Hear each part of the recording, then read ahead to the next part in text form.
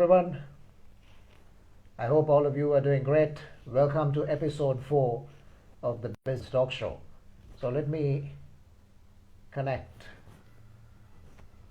Dilrukshan, and this episode is coinciding with the International Women's Day.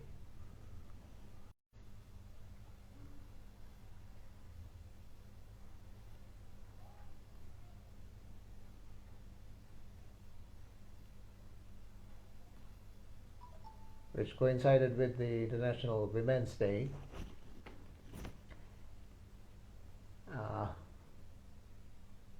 I think today it's taking a bit of time to connect.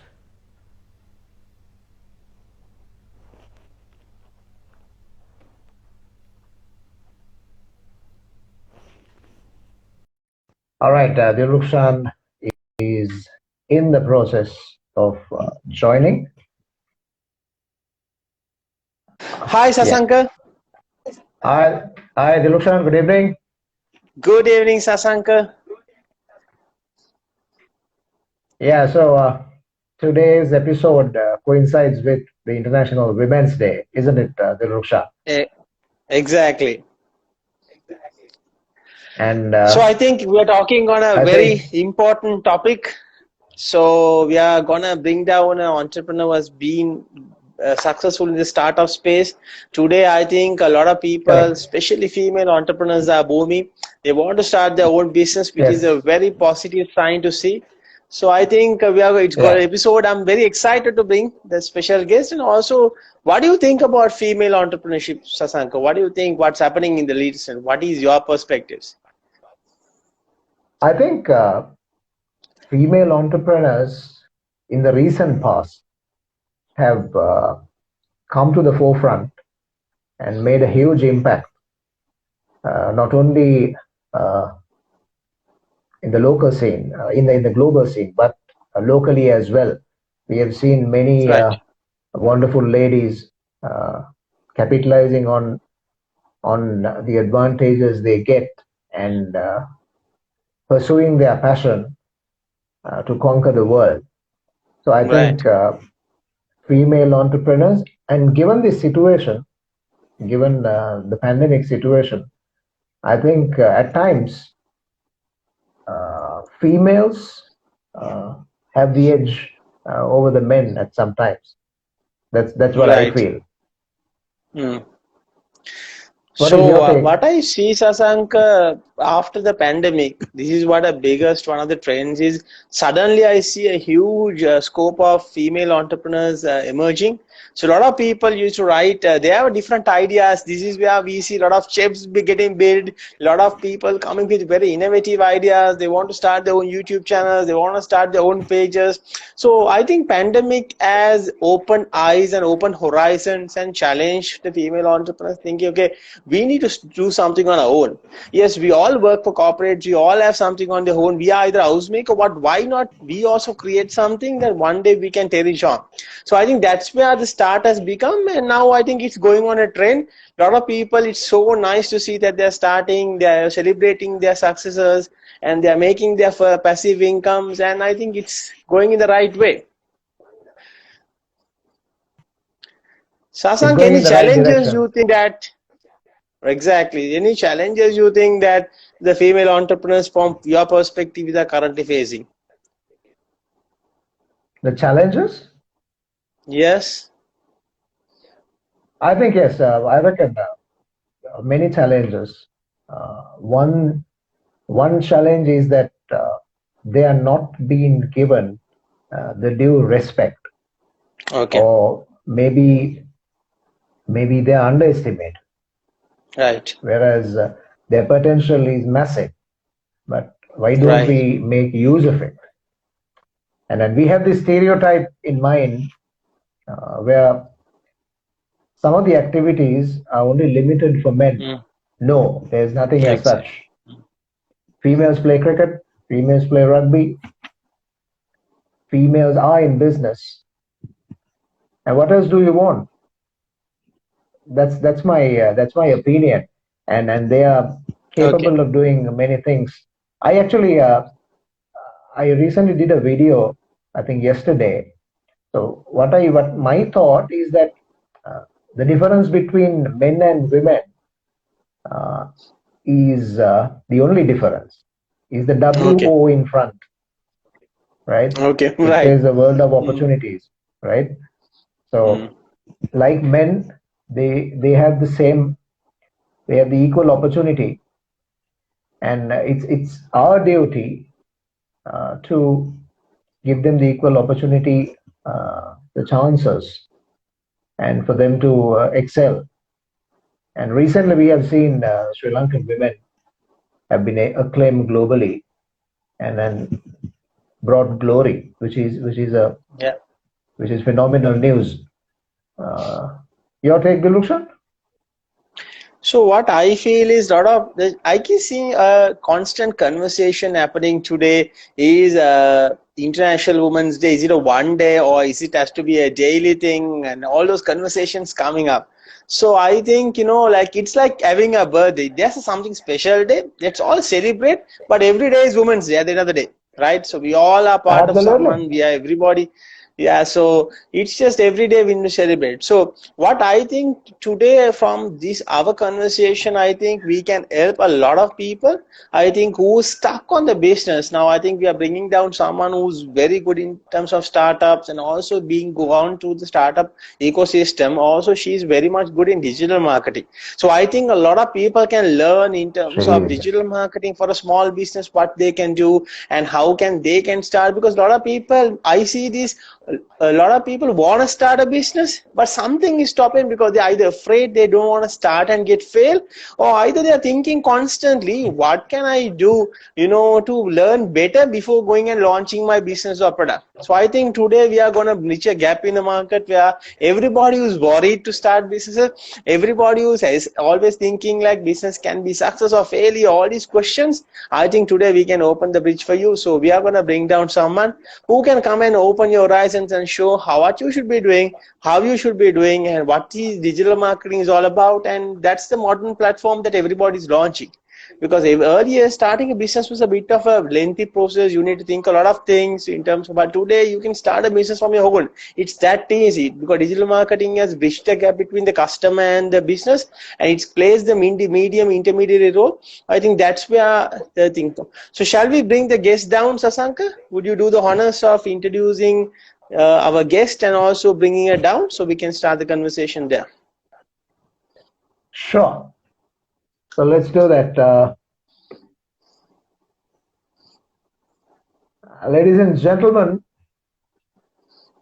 girls and boys, so we are about to feature our guest for this special episode in view of International Women's Day. Here she is. Hi, Indu. Hi.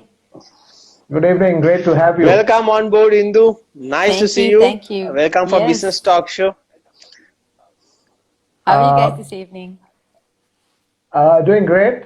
All right. I think amazing to have you.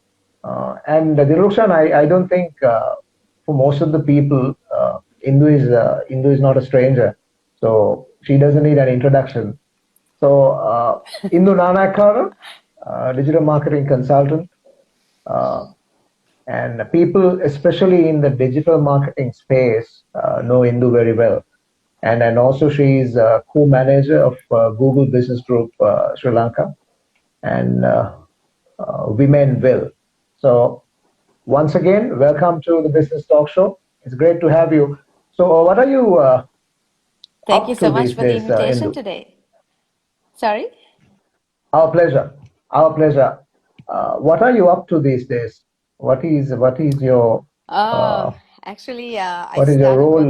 What type of this year? Yeah. Awesome. So yeah. So we're talking about women in business beyond 2021, and this is a topic most of the women who are watching this are interested, and especially entrepreneurs, right? So what is your overview in a pandemic situation? And now, of course, we have got used to this. It's the new normal. It has Yes. been normalized in a new way. So how can we move forward, especially the women? So, okay, in general, for any gender, I mean, for business in general, Yes. I would call this the COVID economy, right? So Okay. basically, in my opinion, what was supposed to happen maybe over a period of a decade happened within a period of a year. That Okay. was businesses having to get online, people having to work from home, work remotely. That entire landscape of business online that was supposed to happen in about a decade or a half a decade happened within like a space of like 3-4 months. People were forced to make certain changes to business, and if they didn't, the businesses would have had to go down the way of the dinosaurs, right? So this is Yeah. what happened in general when it comes to this whole pandemic to business. Um, but when it comes to women, women in business, yes, there were a lot of women business owners who were hit by this entire thing. But that is not to say women business owners were the only ones to be hit. But the thing is not just in general, people who had like very minimal resources were hit than those who were ready to take that financial hit, right? So women were one of those categories. Most women, I mean, small to medium women owned business owners were in general in that category because they started with a shoestring budget, and the support sometimes was a little bit less. I think over the past few years itself, we heard the whole story about how it was difficult for women owned businesses to get funding, bank loans, any other funding opportunities. It was kind of difficult in general for some reason. Right, so for that reason, this entire scenario became a bit of a challenge. So that's how I see the whole pandemic affecting women businesses in general. Dinukshan, Indu, would you like to touch upon some digital marketing perspectives? I think you are the best person to say. So I'll shoot the question like this. A lot of people are there today in terms of female entrepreneurs. They want to start their business, but they're always thinking about how can they launch a page? What is Instagram is about? How to get you followers? What's Facebook is about? What's LinkedIn is about? Would you mind giving some tips to everybody, all female entrepreneurs here who want to start a business, how they should choose a platform? What is marketing is about? What is target customer segment? Just can you just take them with some few tips from your experience? Sure. Okay. So let me start from what I said earlier. So like I said, a change that was meant to happen over a period of time had to take place all of a sudden, like within a space of few months, right? So that was the whole factor of doing all types of businesses, all types of business online. That means you have to find your Right. customers online, you have to do your communication online, you have to do your work online, you have to do your marketing, your sales, your everything, like accounts, everything online, right? So Right. for this reason, any business owner, every business, small, medium, large, women owned, men owned, whatever, had to have an online strategy, right? Because without which it is going to be difficult moving forward, going beyond 2021. It's going to be very difficult if you don't have a proper online strategy, because if you noticed over the past year, more than half the global population suddenly they are online. Grandmas, grandpas, kids are doing their education online, right? Everyone Right. and their cat is online. So so I mean, the whole point of marketing is to be where people are, putting your product, your whatever your marketing communication, to be in front of where people are. So people are buying less newspapers, even less. I mean, TV shows had to like shut down.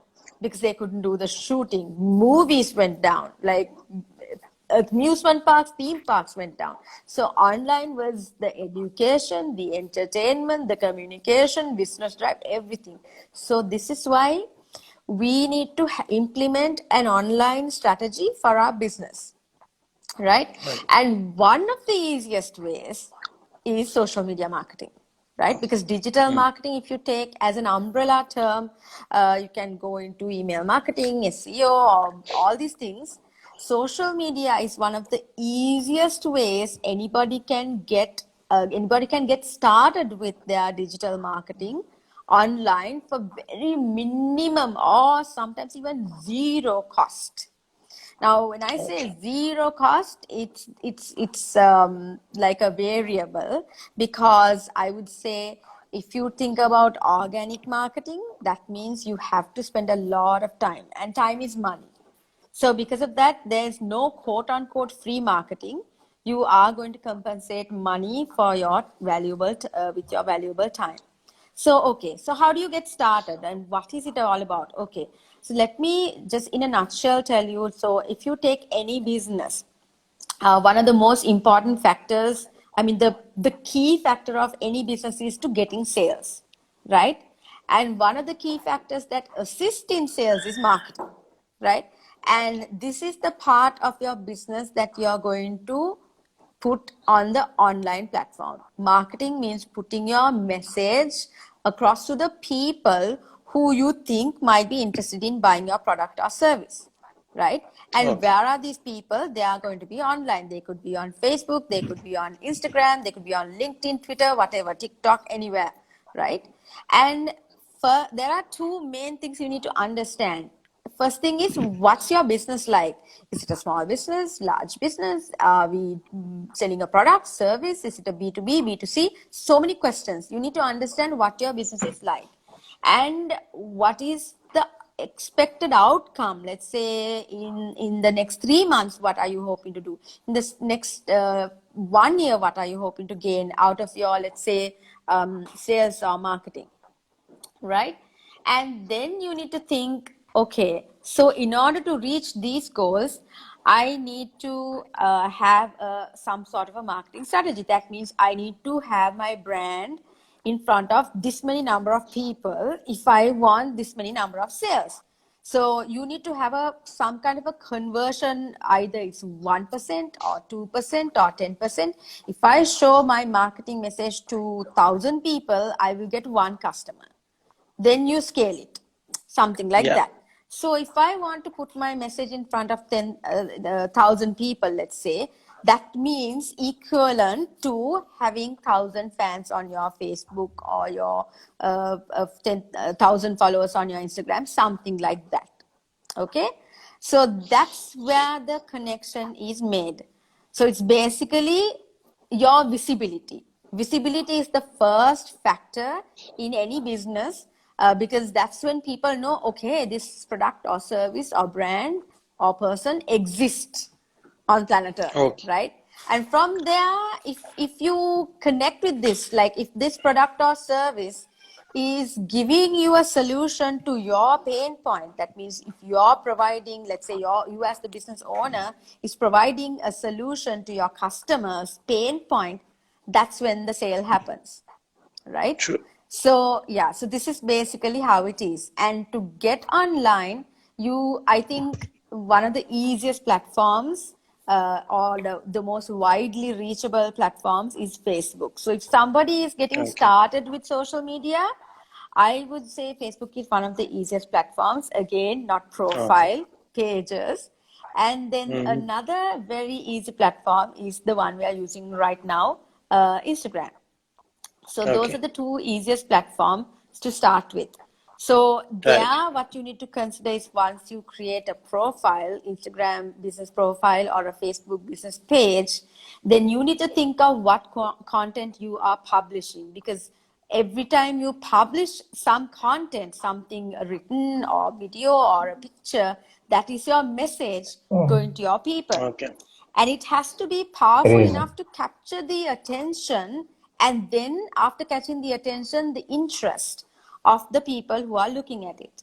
And ideally, those who are looking at it should be the people who has some idea of buying from you. So it's a process of targeting, creating the correct type of post to publish, what time, what day, and all of that. How do you promote it organically with ads, all of that, this entire social media strategy, as you call it.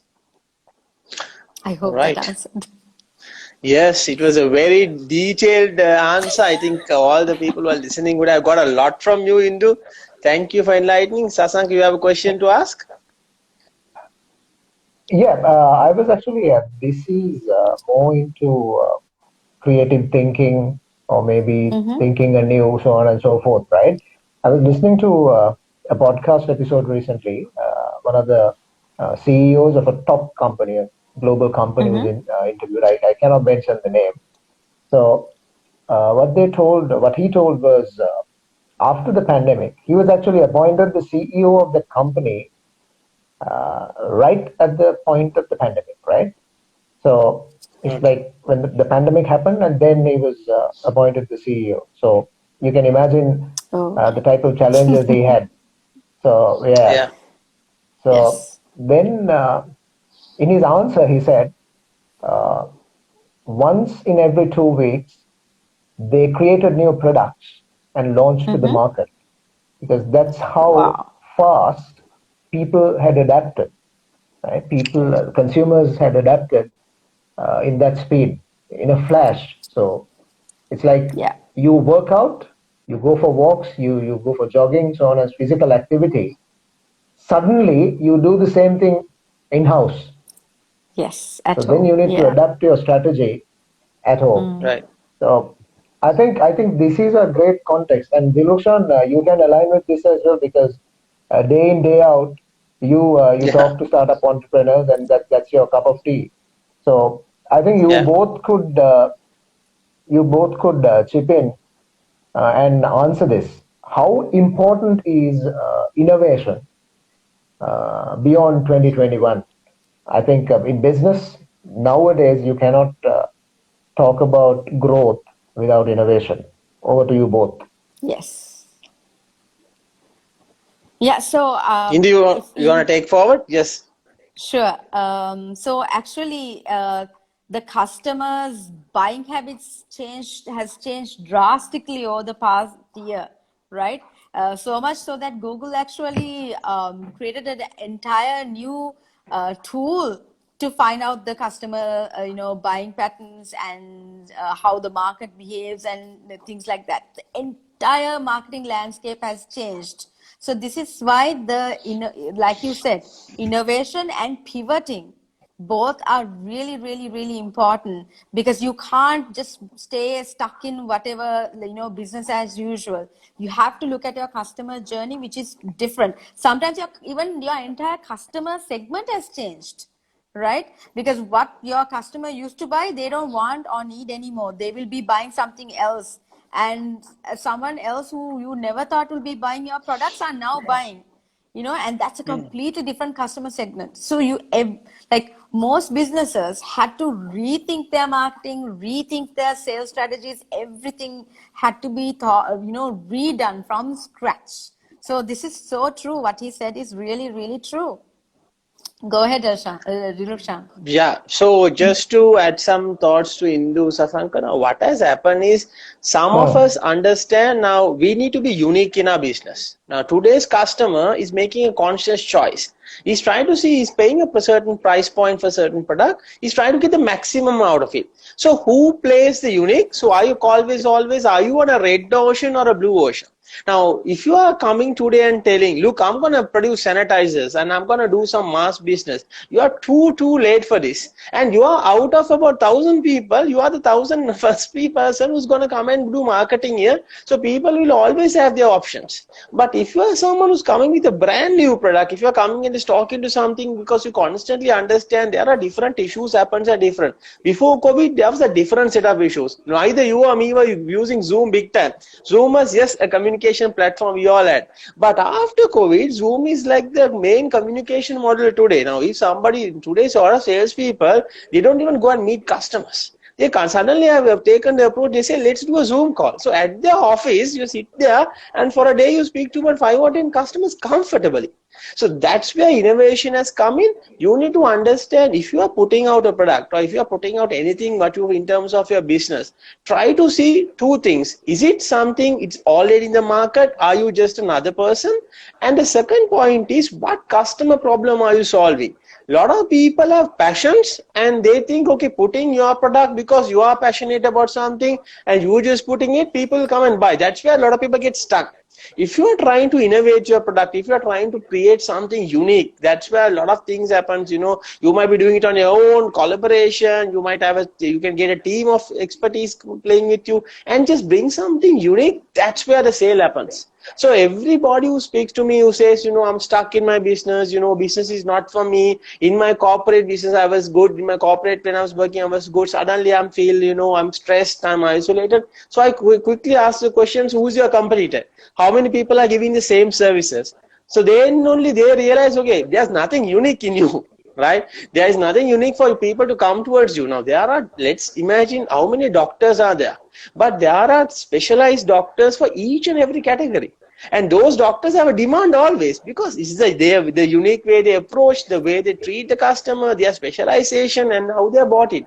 So how much unique you are, how much innovative you are, people will constantly come to you because people like to get a new experience. That's why when something new comes, always the existing players are so conscious because they know there's market share is going to go up.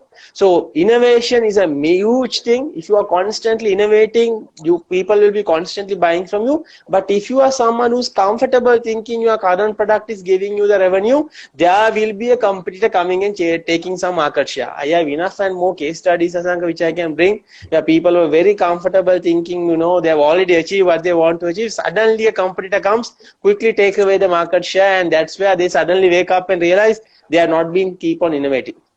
Right. Sasanka, over to you. You have anything to chip in? Spot on.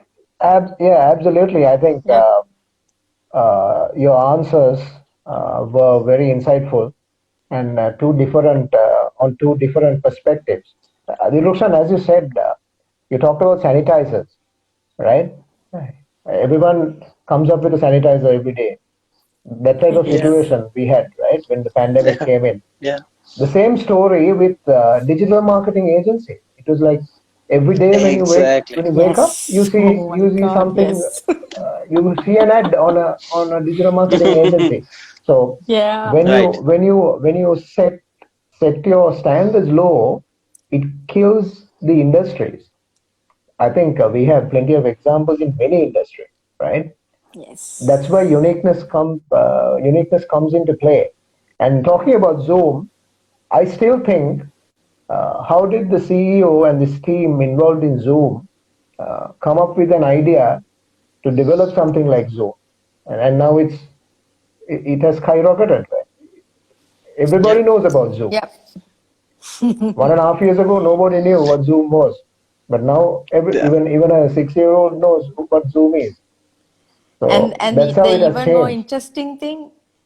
more interesting thing is, I think, even in my opinion, I'm like shocked. Zoom was not the only platform like this. We have Skype was like so popular as a business communication network. Then we had like Microsoft Teams. We had like Google. Back then it was Hangouts, right? But Zoom just zoomed past all of these guys. Right? Yeah, true. Absolutely. That's the interesting part. Absolutely. Yeah, and also now, since we are talking about women, right?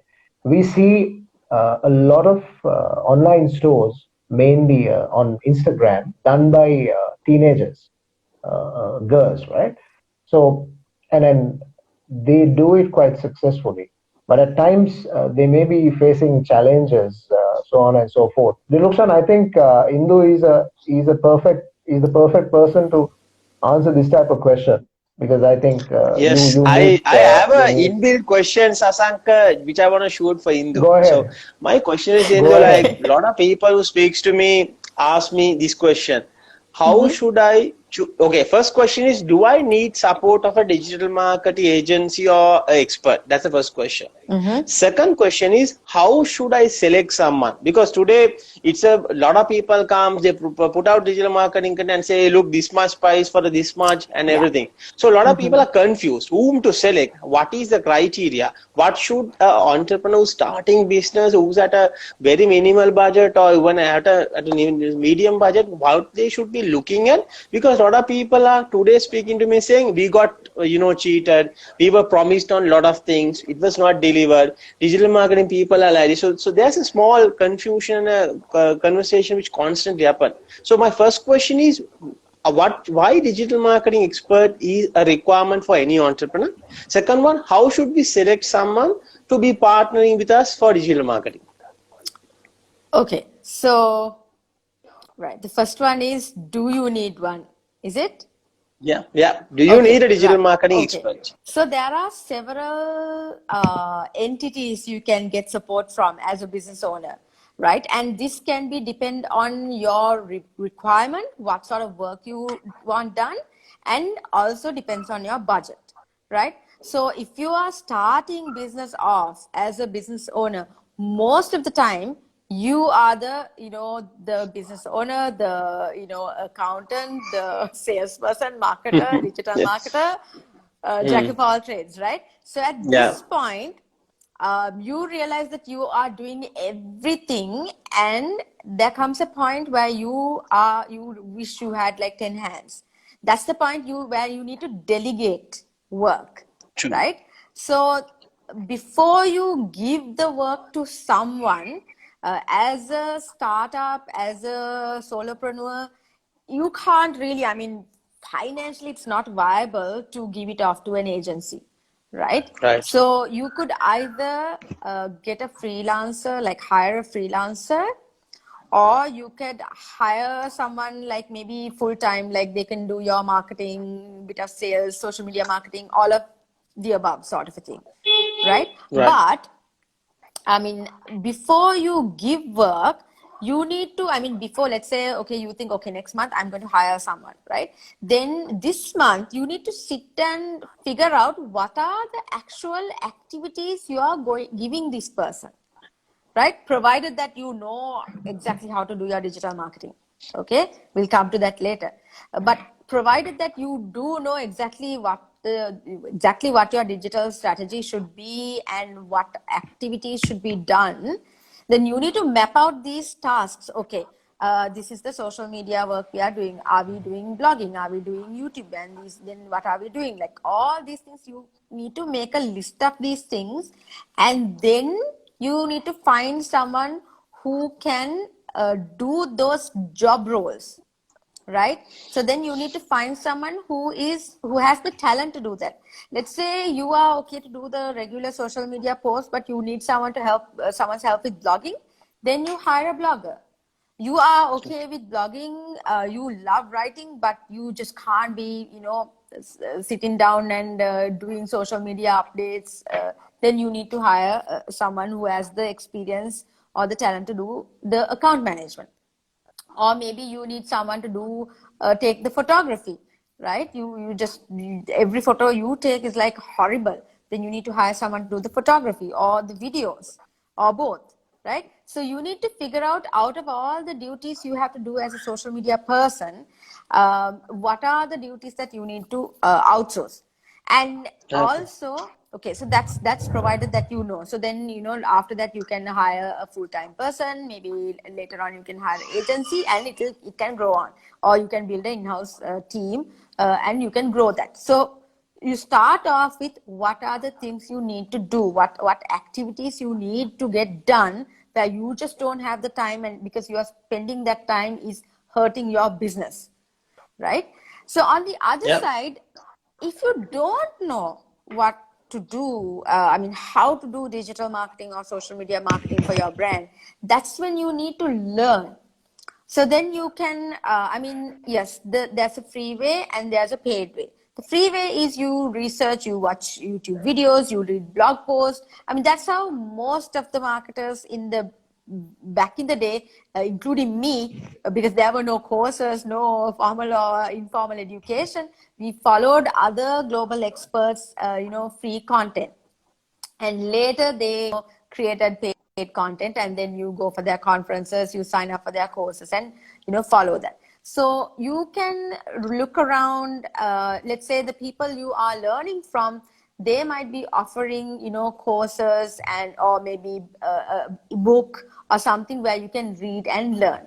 The best way I would recommend is to follow several people and then pick someone that you can you understand, easily learn from, and follow that person.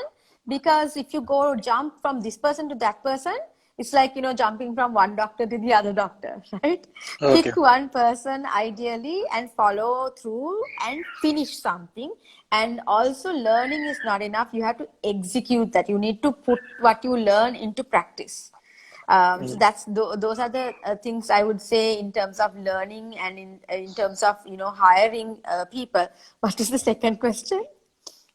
Yeah. So what are the credentials somebody should look? For example, now today, let's say that we look for a trainer or a coach. We look how many people has he trained, what are his credentials, what is specialty, any stories he has where he has done. So we have certain credentials to select anything. Yes. What are the credentials you say any entrepreneur or female entrepreneurs over here, she should be looking before selecting the digital marketing person, freelancer, or the agency? Right. Okay. So the first thing you can look into is their testimonials, right? And Okay. if you have if it's in just Sri Lanka, then you can, call up the people who said, given the testimonial, and ask them for an opinion, like, so what was working with them like? What sort of things did you have to do? What did you really like? What's the best way to get, how can I best get their support? Sometimes you don't, you hire an agency or a person, you sometimes pay them, but you don't get the best out of them because you don't simply ask. Right? Yes. So that's another thing. That's true. So the first thing I think you need to look into is testimonials. And if they don't have testimonials available, you must ask them, okay, what are the current clients that you have? Can I see some of the work that you're doing? So you need to go to those social media pages that whoever their clients are, and then see what sort of activity are they doing. Are those clients doing well? Those things you need to look. Yes, of course, sometimes some clients don't really follow the advice that is there, but in general, at least one of their clients should be doing well, right? So that is, I think, the easiest way to, hire someone. And I would also say there are differences where you build your own team in-house, you get a freelancer, or you hire an agency. Those are like three of the different ways you can get support, but that's something the business owner has to select. If you're building your own team as a small business, don't even bother looking out for an agency.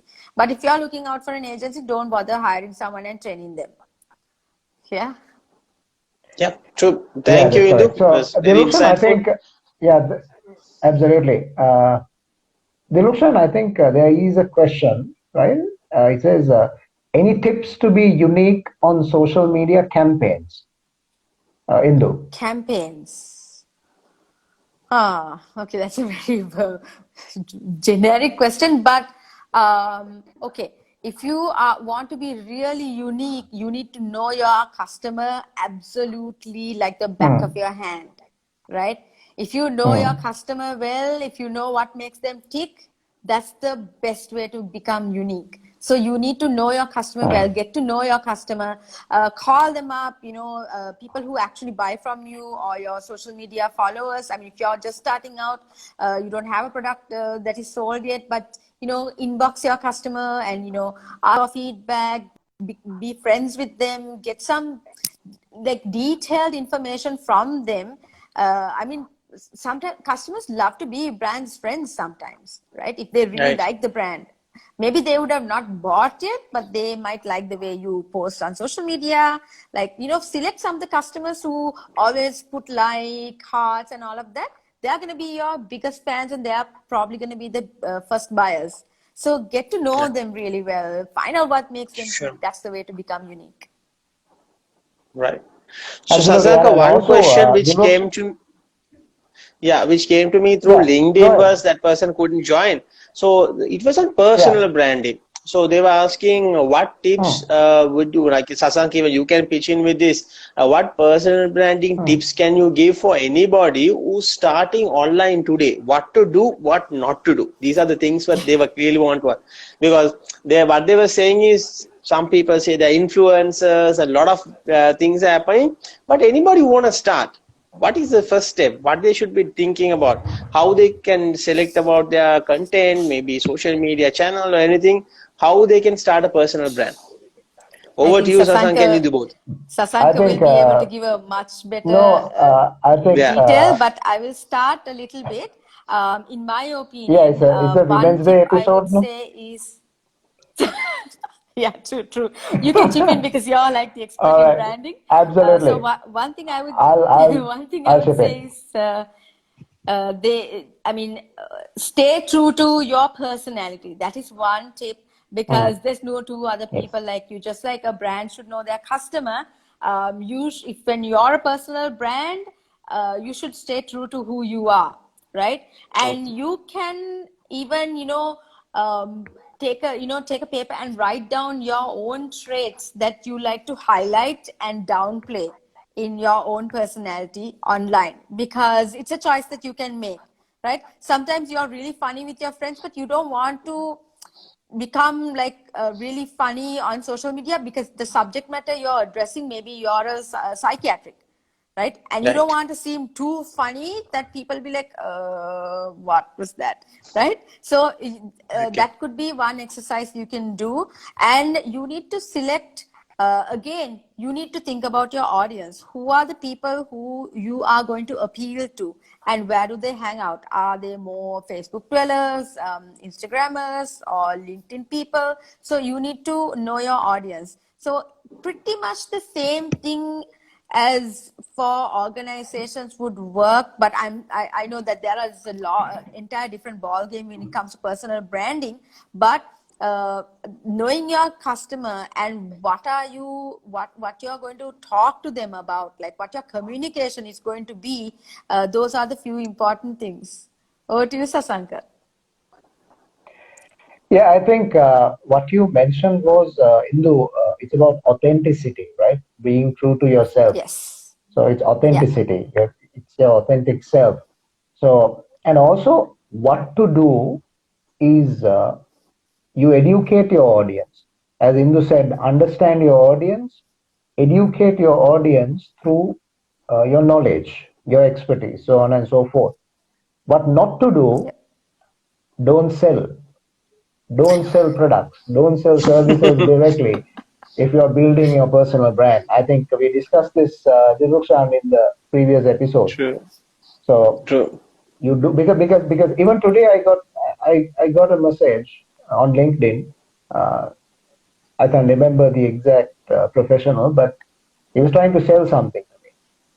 I just ignored. So that's how you lose an audience. So don't sell. yeah, It's about building your brand gradually. It doesn't happen overnight. It takes a long time. So it's about being consistent and authentic and pursuing your passion. That's my take. I mean, you can sell, true. but not at the first go. Like it's like, you meet a girl Absolutely, for it's the a first day journey. and you say like, let's marry. Yeah, You know, you do that absolutely. after like 1 year, Yeah, right? Yeah, Wait true. for yeah, that. and Wait for then the right if time. you do that, you know what will happen next,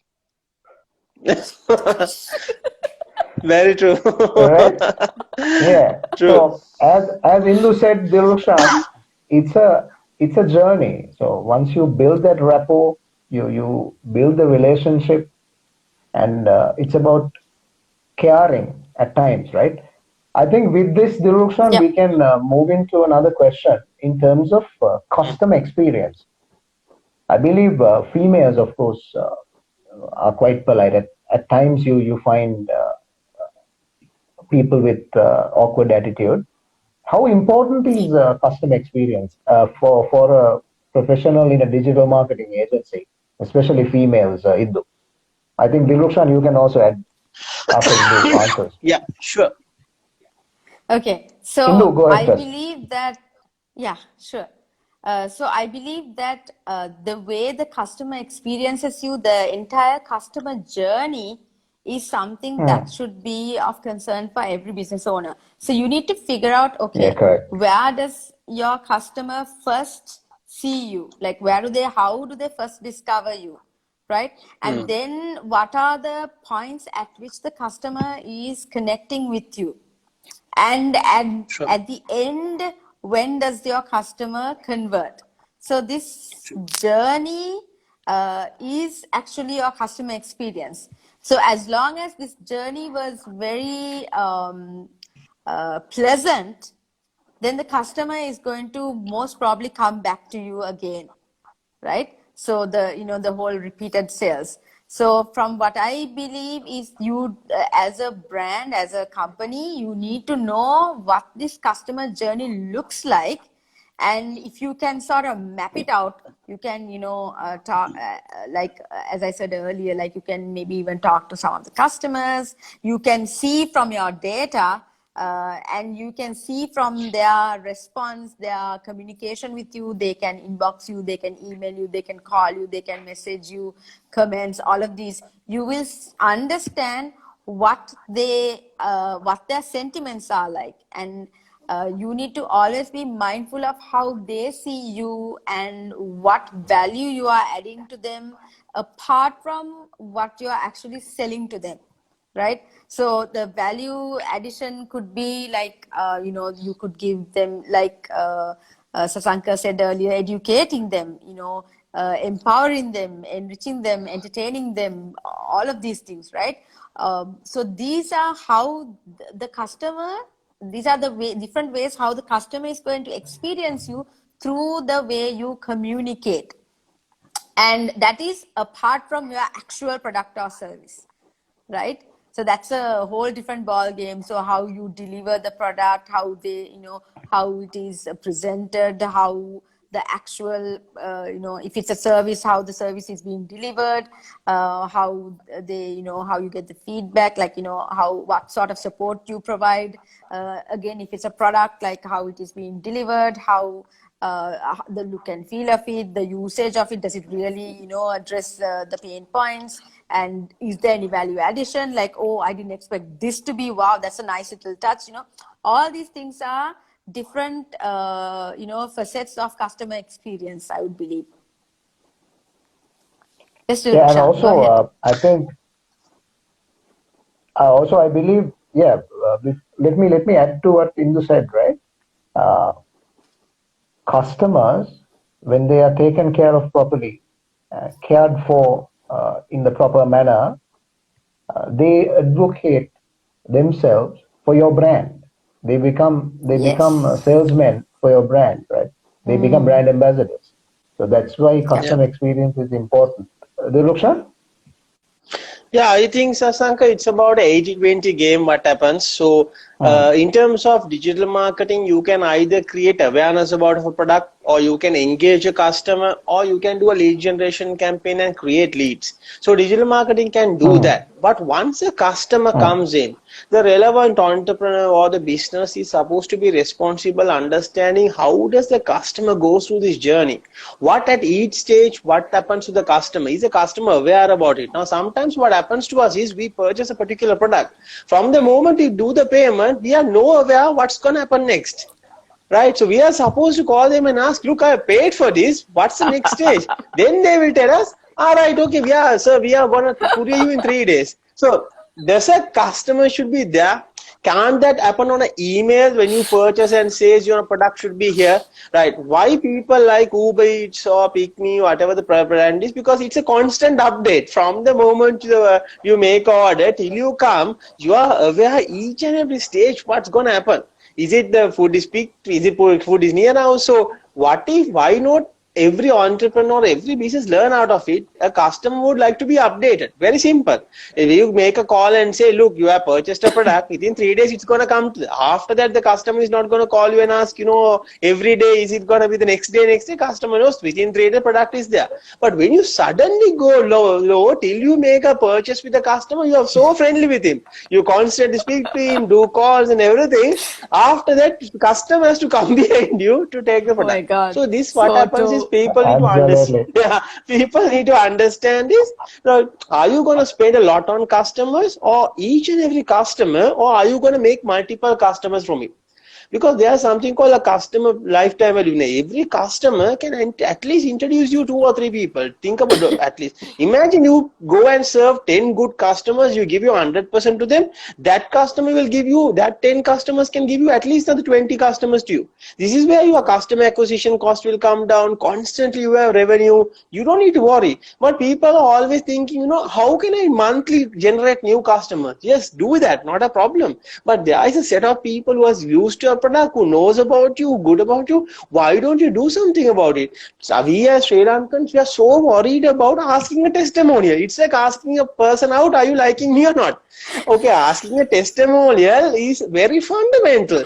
Go and ask, so I have given a service to you. If you are happy with me, could you recommend me to someone? Nothing is gonna happen just because you put these words out. But when I teach this to people, they're like, this is bribing.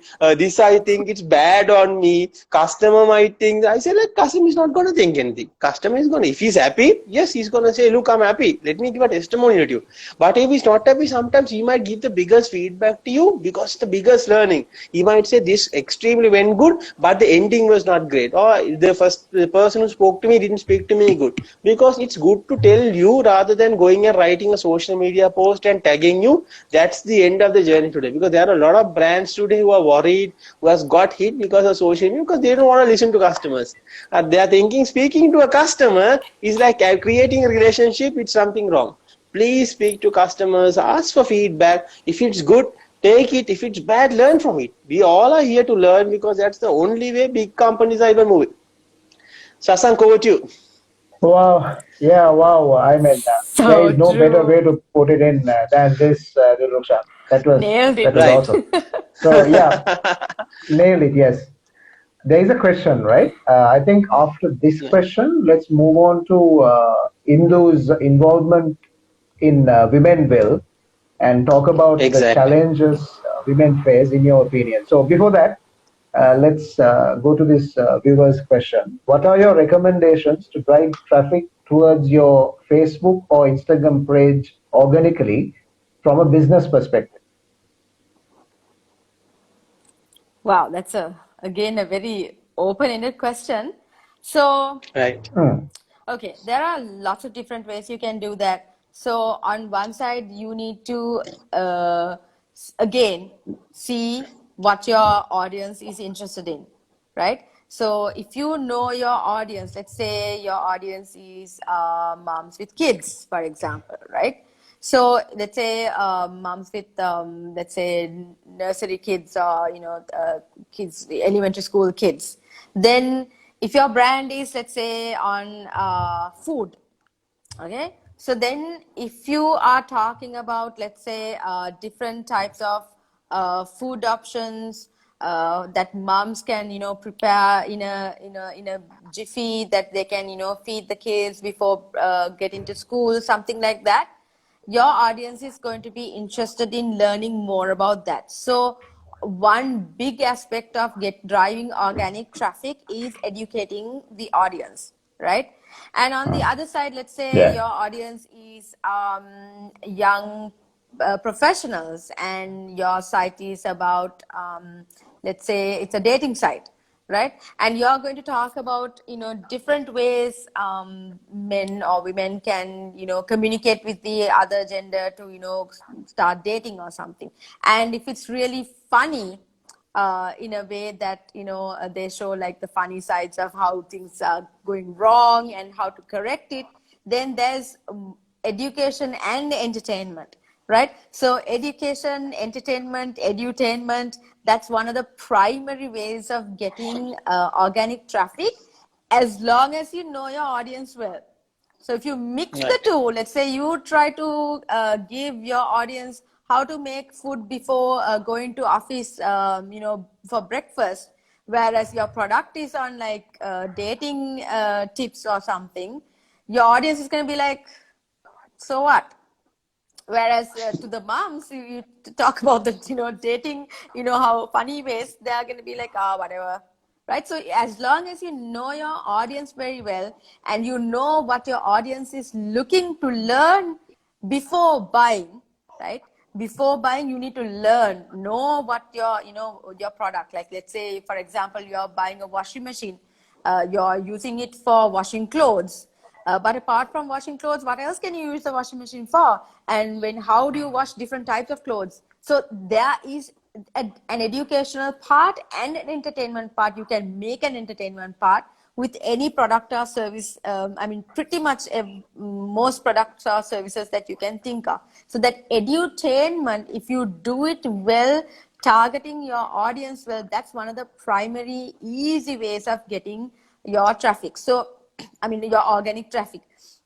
So now you can post all this amazing content on your social media pages, but if for people to see this and find this really interesting, there has to be someone who's first going to see you, right? See that post. Yeah. So the shareability has to be there. So let's say you have an audience of like 25 people because you just started your Facebook page or you just opened your Instagram account. So it has to, if it's appealing enough to those first 10 or 20 people on your social media page, they will share it. So the shareability is one of the most key ways of getting your message across to a bigger audience, especially when you're starting small. Even if you're bigger, it really makes sense because that's when things go viral. So if you're when you know another key thing, if you're also just starting on advertising, another key way is when you know a post is getting a lot of shares, then if you just can push a couple of dollars behind it, that's gonna really skyrocket your efforts. I know it's not organic per se, but that's gonna drive your visibility exponentially. But you have to be very careful. You have to select that organic post that is highly shareable. Because it's organic, it's because people genuinely like that post that they are going to start sharing it and people are going to comment on it. That's the one you have to select and push a few dollars, not a lot. In Sri Lanka, we are blessed with like cheap advertising, right? So just $1 is more than enough for an entire day to just get the amazing eyeballs on your content. And yes, there are other ways like sharing on groups, sharing among friends. There are sharing pods. All kinds of tactics are out there. But yes, all of those things can be done as well. All right, Dilukshan, let's move into the involvement of women will and talk about, in your opinion, Indu, what are the challenges that the women will face? Again, aligning to our topic, women in business beyond 2021. What are the challenges that the women will face? Okay, and how to overcome them? Maybe three challenges, and you can mention how they can overcome them. Okay, excuse me for shifting because I have a bit of a back pain. I think I would have told you I had a small injury. But yes. and I think we have to appreciate. That's no problem at all. I think we have to appreciate your presence. That's cool. That's cool. I thought it might seem weird that I'm like shifting, jumping. No problem at all. So, no problem at all. One of the things, there are several things. I would say there are different areas. Okay, on one side, I would say there are, the digital marketing challenges I might put one bucket, right? Another bucket is like institutional challenges. Like I said, the difficulty in getting loans, the difficulty in getting funding or mentors or something like that, right? And the own internal, like let's say your mindset issues, right? So let me go into these three really quickly. When it comes to digital marketing, I would say, like we mentioned, a lot of things we discussed, but I would also add another shade to this, or a topic to this, subtopic to this entire digital marketing thing.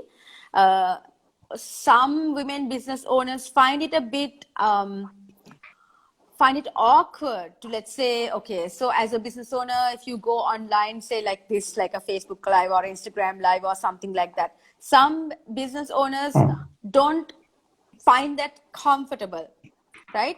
So going live or doing a video, they don't find it very comfortable, right? So on one side, when people see you talking to the audience or to the ideal customers or your potential audience, that gives a lot of credibility, because okay, it's a real person, there is someone we can trust in, right? You can trust because that person is coming online and showing their face, not hiding behind a screen.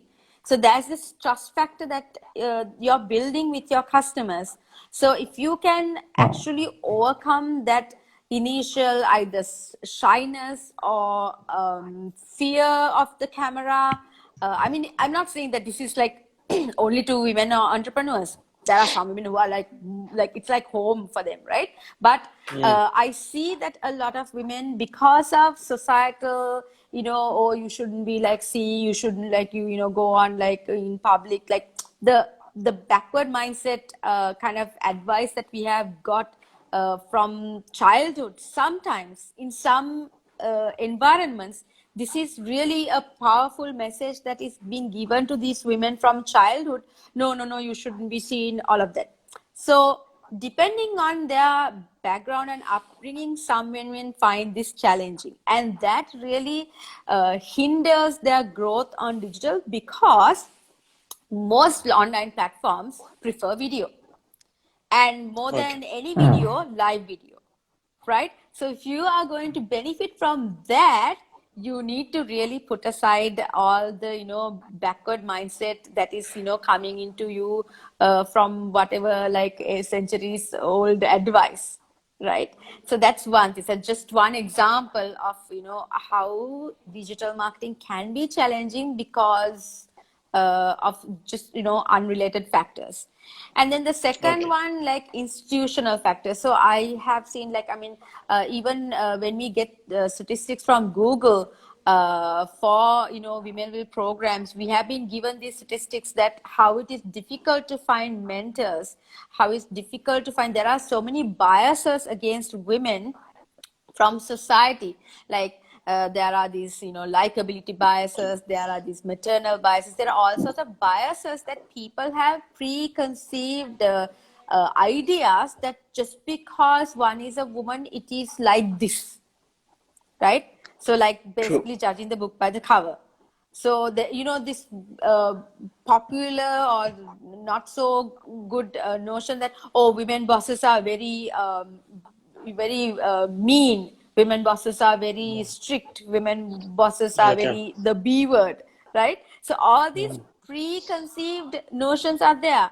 But then when you actually go and experience some female bosses, okay, maybe in the past some of these women were trying to put on like a really stern face and like, okay, I'm a boss, like, because they don't have any role models, right? In the past. But now we see so many role models. I mean, there are so many female CEOs, and we have seen how they run businesses, and now they are our role models. And today's female bosses are so much more who they really should be. Feminine, and they are approachable, they are friendly, they are like mentors, like most women have a kind of a motherly factor, whether they are married or not, or have children or not, they have that nurturing, mentoring part about them, right? So they are now happy to kind of show their true colors, because now they know, like, okay, that is not a negative factor anymore. You don't have to be like a man to be a boss, right? Yeah. So like that, there are still, I mean, not everybody has mastered these concepts or these skills. So that's why there are sometimes these institutional challenges, these biases. And then the third one be the mindset, like your own mindset biases. So I mean, in the Women Will programs, the leadership programs, Google gives us so much of data and numbers to show that all over the world, some of the mindset issues that women have when it comes to taking leadership, being a boss of a team or a business. For an example is imposter syndrome, which is one of the most common things among women in the leadership. So they think they are not good enough, they think they are not they don't know enough, so many. They feel like, oh, people will think that I am so pretending to be this know-it-all person, when in fact they actually do know. So it's just a mindset that tells them, I mean, if you Google imposter syndrome, you will come across this, right? So that's one of the things that keeping women from achieving what they should just go and get, right? So and that affects their confidence. So so when we do in our training, which is basically free of charge for all business owners, women business owners and what do you call business professionals, one of the key things we teach them is like, okay, the first step is to do one thing that makes it that looks scary. Do just one thing that makes it scary, and then you realize, small step, and then you realize it's not as scary as I thought. You do it the second time, you do it the third time, you do it the 10th time, it's no big deal. And then you do another scary thing and another scary thing, and before you know it, you are doing lots of things. And that's how you actually have to overcome all these your own mindset biases. Yep, I think that kind of sums it up. I think that was to the point. You really nailed it into, I think, very big eye opener. I was sitting and thinking, even my team was always used to say, why don't you go on live? So till I met Sasanka, and Sasanka was the person who came and said, like, let's go live. And I was on the first day, I was so precautiously thinking, what is everybody gonna think? But today, thanks to Sasanka, every Thursday we are going live. So it has become a practice. But for us to take that first step, I'm sure Sasanka will agree with me. There were a lot of obstacles. You were thinking a lot, who's gonna come, who's not gonna come, but the society thinks, friends thinks, network things, everything. So classic example, well articulated into to the point there. Sasank, anything you want to chip in? You want to recall our memories? I think there's nothing to add to what Indu said, because it was so comprehensive, right? As you said, Diluksha. So a wonderful answer, and it's about coming out of your comfort zone and enjoying what you're doing. So I have a similar example. When I started, I was given the opportunity to talk in the assembly back in school. This is about 20 years ago, and that was the first time I spoke in front of a crowd, and I started shivering from my head to toe. And that day I felt bad, but thereafter I just kept on going in front of audiences. And then school has given me that strength to do what I'm doing today, and I'm truly indebted to the school. So, like you said, we had challenges. I think we were thinking for a long time, Dilukshan, to kick this off, and COVID came up, the second wave, and then there were a few other challenges, practical issues, but somehow we just discussed, let's do it this week, and just kicked it off. And now it's going on quite successfully. Brilliant. So I think anyone who is watching this, we're not asking you to start a show, but anything that you do, as Indu said, try to do something which scares you. Then you will definitely go the extra mile after some time. That's for sure. Dilukshan. Yeah, so I'll let's take to the last question from Indu. Indu, let's Yes, imagine I think the anybody. time time flew today. I don't know. Yeah, It just exactly. flew. I don't So know. that's why I thought I'll make a Wow, question. 9:10. Even if the audience who's over here, if they want to ask any last question, shoot. We are gonna take it. So Yes. Indu, anything you want to give to a tip to anybody who's a school, who are undergraduate, school leaver, who housewife, whoever is want to, they might be aspiring to become an entrepreneur. They might be aspiring to start business, but there are a lot of reasons which pull them back. So sometimes we have our own excuse. We ourselves create a lot of excuses and not start things. What are the tips you will throw out to any female entrepreneur, any female who's watching this? How can they tomorrow, they can take the first step? This is what I always believe. Take the first step is a giant thing. So if you, what are the Yeah. things you will throw? Any tips, Sindhu? Okay, so one thing is start small. You can start small if you are scared to start big. Starting big is where you actually plan everything out, and you get the funding and you do a startup. You get someone's funding. So starting big can also be done with that, because you have the financial backing, and if you know exactly what you're doing, you can start big, like pump in the cash, like fast track and get everything done, and then like take a giant leap and get on board. But if you don't know anyone to give you funding, if you don't know anything about starting a business, but you have this burning idea or a burning passion, then okay, let me recommend a couple of things. Step number one: Google, let's say, business plan. You will be able to find like a usual business plan that a startup does, right? Fill that up with the idea you have, and then you will have a really good idea of what you want to do, right? You will kind of break down that entire cloud of idea that you have as a burning passion at the back of your mind. You will be able to break it down, put those bits and pieces into where they actually belong, and sketch your entire business plan, right? Yeah. If you want, I have even a sample business plan I got for someone. Okay. I can even share. It's like it's very shareable. It's on one of the nicest business plans I saw on Google. But do that business plan, then you yourself will understand exactly what your business looks like. What seems like a picture will come into a document. That could be one good step to take to clarify your idea to your own self. The second Okay. step is do research. Like, okay, let's say you have an idea of a product or a service that you want to sell in order to, serve some burning issue of a type of a customer, right?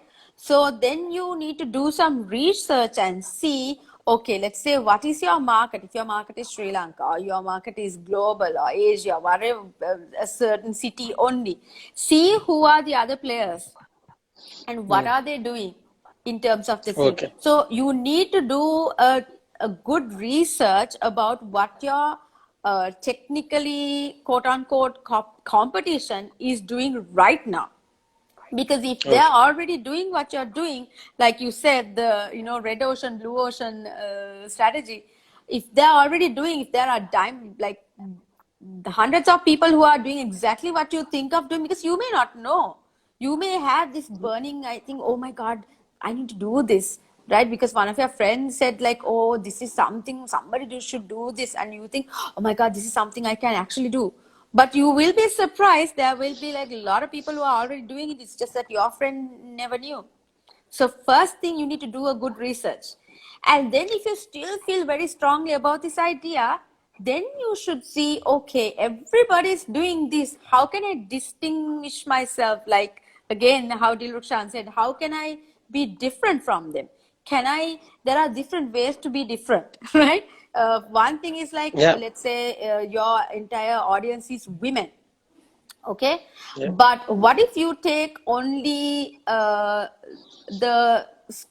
let's say the university student segment of women, or you can have like toddlers moms segment, or it could be like empty nesters, like whose children have already are adults and they have their own children, and you're sort of like, okay, now you're back at home, or you're taking care of your children's children. Maybe that's your audience. So find a niche audience that you can kind of give a very unique solution within that main product or the service, right? That could be one angle you can go with. So there are so many ways of kind of having different perspectives of that main solution, so that nobody else is touching that part, because everybody else is giving a very generic solution, where you are giving a very specific solution, ideal for that audience, that they find it, oh my god, this solves everything, right? So if you can think of that one, then you start off, when you build your product or the service, you reach out to a few people, and maybe you do like alpha test, beta test, they say in tech stuff, like just like that in other products and services also. We can have some people, we can offer the product or the service free of charge to like 3-4 people, not a lot, and get their feedback, like testimonials, as you earlier said, right?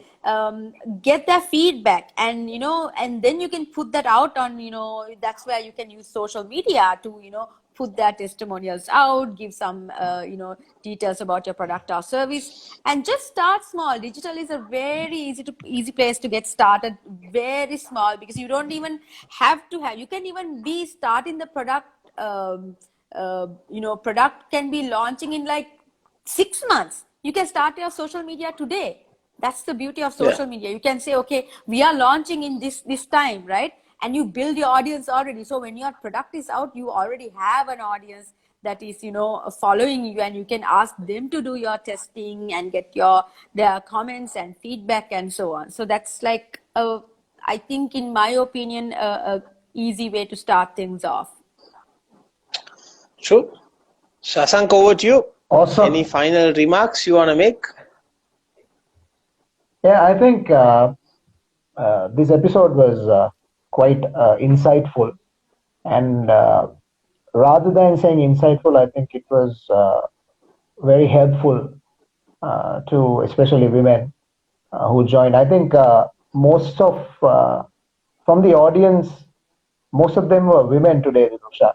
So nice. Obviously, right? So I think Indu's story is also inspirational, and what you mentioned was also quite motivational in many aspects. So I reckon this is a fitting time to do this episode, and the last answers you gave regarding the challenges are the gist of this conversation, I guess, because these are the burning issues that the women will face in the years to come with the pandemic situation and in the new normal situation, or some people say it's the next normal. So we have got used to this now. Wearing a mask is like has become second nature. So it'll continue, and we have to make sure that we take care of ourselves. Being in business, going to meet people, we have to take care of ourselves and then be responsible for ourselves. And then, in general, it's the duty of all of us to protect the entire society. And let's say thank you very much to Indu. Thank you so much for joining. You're most welcome, and thanks for inviting me. Our pleasure. And we will meet next week, Dilokshan. We will let you know the topic very soon. And we have something special coming your way next week. Let's not break it today. let's keep it. Let's keep that curiosity a bit for some time, and then we will let you know what it is. So, ladies and gentlemen, boys and girls, thank you very much for joining the fourth episode of the Business Talk Show, where we talked about women in business beyond 2021 with digital marketing maven Indurana. So stay safe, take care. Sasanka Das, Dilukshan Fernando, and Indurana Kara. Signing off for the Business Talk Show. Good night. Bye-bye. Thank you, Sasanka. Thank you, Indu. Good night. Bye-bye. Thank you very much. Thanks. Bye. Thanks. Good night.